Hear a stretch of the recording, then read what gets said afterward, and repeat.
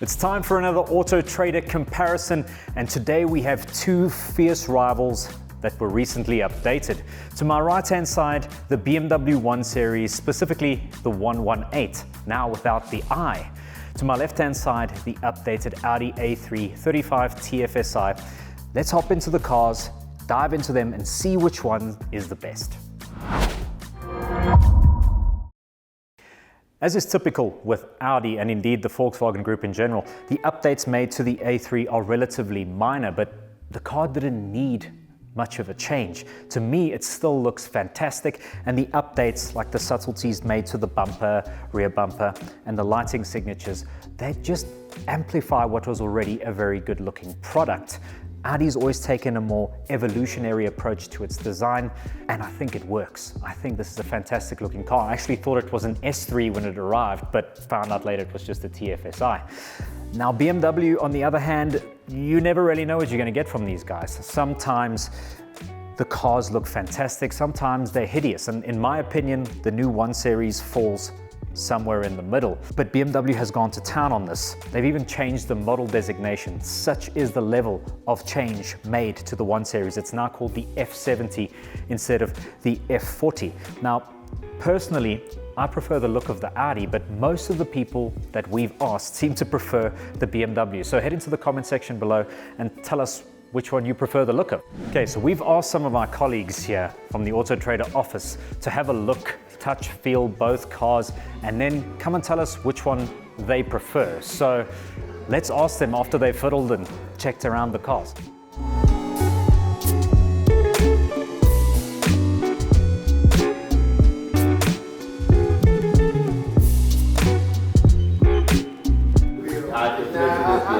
I'll do the Audi.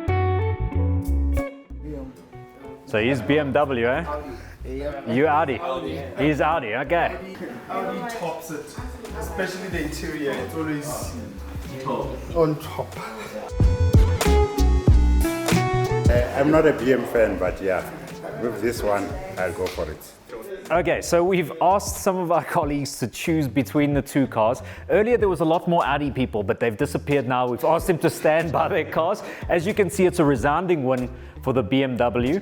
What do you guys think? Did they choose correctly? Let us know in the comments section. Audi claims that there's 380 liters of boot space in the A3. So let's use our testing suitcases, see how practical it is. I like that there's not such a big lip over here. Very easy to load, and it looks rather spacious. Let's check out the rear occupant space. Now this driver's seat is set up to my driving position. So as you can see, I've got decent headroom and decent legroom over here. I think taller passengers might find it a little bit cramped at the back here, but for shorties like me, it's just fine. Let's check out the BMW.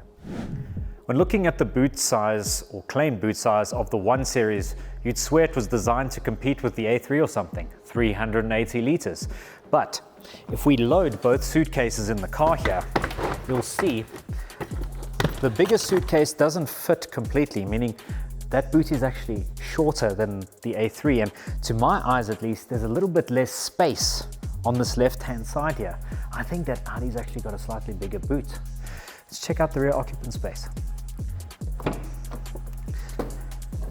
Again, this is set up to my driving position, and I have similar amounts of headroom, but I think slightly more legroom in the 1 Series. But again, if you're a taller passenger, you are going to struggle in the back of the 1 Series. The two models trade blows in the engine department, with the BMW using the brand's now ubiquitous B38 1.5 litre turbocharged 3-cylinder engine, which now produces 115 kilowatts and 230 newton meters of torque. That's sent to the front wheels via a 7-speed dual clutch gearbox. Now moving over to the Audi, this has got quite an old engine now. This is the EA211, a 1.4 litre 4-cylinder turbocharged petrol engine producing 110 kilowatts, 250 newton meters of torque, paired with an 8-speed torque converter automatic. It's pretty much the same underneath as the new Golf 8.5.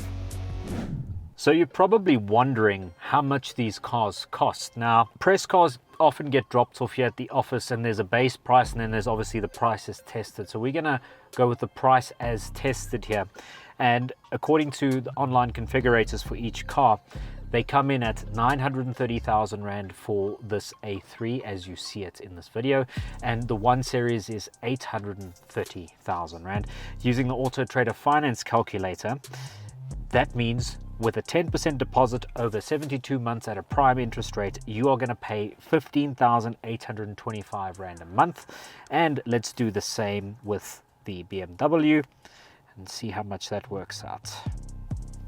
14,123 Rand. So about 1,700 Rand less per month to own the BMW. Make of that what you will. Driving these two cars brought up a question. How relevant are premium hatchbacks in 2025? The local automotive market seems to be obsessed with not only buckies, but mostly crossovers and SUVs. And we're seeing the rise of Chinese brands. So how relevant are German premium hatchbacks in 2025? A similar question is, how relevant are these cars now that they've completely ditched their brand's USPs? In the case of the BMW, it's now a front-wheel drive hatchback in the same vein as the Volkswagen Golf, from a brand that is famed for its rear-wheel drive dynamics. The Audi is now a front-wheel drive hatchback, very similar to a Volkswagen Golf, from a brand that's famed for its quattro all-wheel drive over the past 30 years. So let's drive the cars and see if they're still relevant in 2025. So here we are on board the Audi A3 35 TFSI, and I've got to say, this interior is dated, but kind of in a good way. They haven't updated too much in here, but it is still a really nice place to be. These seats with the leather and cloth combination finished in sort of black and red look really good. Everything is angular, and there's physical buttons, most importantly, to control things like climate control. This steering wheel is fantastic. It reminds me of the now defunct Audi A3. It is a very nice place to be. This virtual cockpit is still one of the best digitized instrument clusters on the market, and the MMI infotainment system, it's not class leading anymore, and it looks reasonably small in today's world of gigantic infotainment screens, but it's entirely functional and it works just fine. Pairing my phone and getting Apple CarPlay going is a doddle. There's several menus to scroll through that aren't too complicated. The resolution and general ease of use of MMI is pretty good. Comfort inside the Audi is really what the brand has aimed for. The drivetrain is in no way, shape or form sporty. It feels like there's a discernible lag, like there's been a bit of a calibration mismatch between the gearbox and the engine. And I thought this would be a bit better because this is a torque converter, but it's also a torque converter paired with what is now quite an old 1.4 turbocharged petrol engine. It is smoother than the one in the BMW because that BMW is a 3-cylinder. It's inherently a little bit more gruff and rough around the edges, but what this car ultimately lacks is a nice punchy torque delivery. And that's just inherent within 4-cylinder engines compared to 3-cylinder engines. The 3-cylinders seem to have this nice wave of torque in the low to mid-range, whereas the 4-cylinder is a lot more linear. And I suppose as a daily driver, the Audi feels a little bit better in terms of overall comfort. The drive is focused more at daily runabout cruising. There's no real dynamic quality to the car. When you throw it at a corner, don't get me wrong, it's most certainly not bad. It's obviously going to understeer if you push a little bit too hard, but overall it feels very nicely set up. Now, this car is on optional larger diameter wheels. I think they look quite good, but that does compromise the ride quality a bit more than I think it should. It's still a little bit softer than that BMW though, and if I had to nitpick, I would say the BMW's NVH, so noise, vibration and harshness, at sort of cruising speed, not at low speeds. At low speeds, I think the BMW is a little bit louder than this because of that gruff 3-cylinder engine. But once you're up and going, the sort of road noise and cabin intrusion is a bit higher on this Audi, but they're both more than acceptable in sort of the premium hatchback segment. So Audi really going for comfort and this premium drive quality with the A3. Nothing super dynamic, but a really good car. I would say the engine is the biggest letdown in this package. It's also not all that efficient, whereas the BMW, we can average in the low 7 liters per 100 kilometer range quite easily.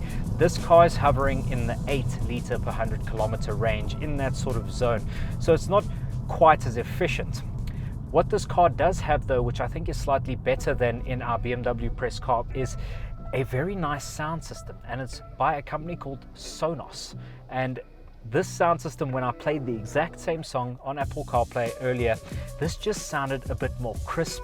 It had, for audiophiles out there, I think it just is an overall better audio experience than the Harman Kardon in the BMW. But overall, this Audi is really impressive. It might be slightly dated, especially when you hop into the BMW, which is sort of bang up to date, but there is a certain charm about having physical buttons for things still, and the build quality that Audi still exhibits in their products is commendable. This feels very well put together. It's just an absolute pleasure to drive. So I suppose we should hop into that BMW and see what that's like. And here we are aboard the BMW 118. Now, you may notice on that badge, there's no more I. See, BMW now reserve I and E for electrified products only. So anything that's got a petrol engine now won't have an I, but products that have a diesel engine will still have a little D badge. I hate the fact that the 11 is smaller than the other one and the 8. I really don't like that badge. Other than that, this is quite a great little car to drive. Immediately, compared to that Audi, interior feels a lot more modern. There is a lot more in terms of updates that they've done to this. The Audi is a exercise, as I said earlier, in restraint, and that extended to the interior too. BMW has kind of gone to town here. I see the same steering wheel lifted from the new X1. It's got that slab style infotainment and digitized cluster combo that is curved, which is very nice. Unfortunately, the climate controls are in the infotainment system, which I always find slightly irritating, but this has got the latest BMW operating system 9 running, and iDrive is now very, very good. It used to be fairly complicated with lots of sub-menus, but it is now quite a simple thing to use, and there's a beauty in simplicity when it comes to infotainment, and I find it to be really agreeable. In terms of powertrain, this B38 3-cylinder engine is a bit gruff on startup, and you really do notice that with the stop-start system. When you stopped at a traffic light, the engine will switch off, and then as it switches back on, it does so very quickly, but it kind of shakes the car a little bit because of that inherently unbalanced 3-cylinder engine, and you do notice it more than you do in the 4-cylinder in the Audi. So at low RPM, the BMW feels a little bit gruff, but once you get up to speed, this is a better drivetrain than in the Audi. It just feels more eager. It's got better punch, nice build up and swell of torque. I just prefer it. And in terms of steering feel, whereas the Audi can feel a little bit numb and devoid of interaction, the BMW feels quite keen, and I really like that.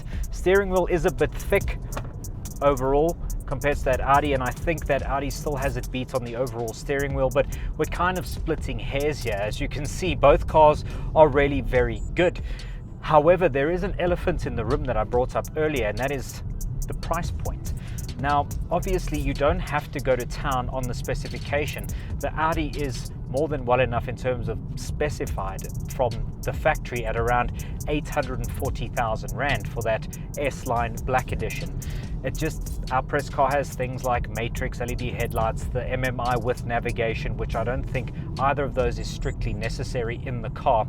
And if you don't go for those options and you want a standard M Sport 1 Series to be specified the same way as the Audi is standard, so to include the standard panoramic roof that you get in the Audi and the keyless entry, the difference in price isn't actually 100,000 Rand, it's closer to 40 or 50,000 Rand, and that's still a lot of money, don't get me wrong, but it's not as big a difference as you may think. So if push comes to shove, which car would I take home? Well, to be honest, I would be more than happy driving either car. It's one of the cases where you just choose the brand that you prefer, and both products are going to give you a very good experience. Both of them come with full 5-year motor plans, so that's warranty, maintenance and service all included. You don't have to worry about a thing, so there's a lot of peace of mind there. Both of them are really nice to drive. The BMW is the more dynamic of the two, slightly firmer ride quality, but also a little bit more refinement at higher speed, which is something I didn't expect. The Audi is that more luxurious, laid back, slightly numb feeling car that you've come to expect from the Audi brand. They both do exactly what you'd anticipate of them. So it depends on what you're looking for in the car. For me personally, I resonate a little bit more with the BMW. I find it's slightly nicer to drive in terms of dynamics. I find the infotainment system and I get along a lot better than I do with the one in the Audi. I just don't like the way the BMW looks. I prefer the looks of the Audi. So if you could give me the driving dynamics, interior, and operating system of the BMW with the looks of the Audi, I think you'd have a pretty incredible premium hatchback. But take nothing away from either car. They are both very, very good. Let us know in the comment section which one you prefer. And I'd like to thank you all so much for watching. If you haven't done so already, please subscribe to the AutoTrader YouTube channel. It really helps us out. Like this content if you have enjoyed it. Leave us a comment below letting us know what you'd like us to compare next. Until next time, thank you so much. Cheers.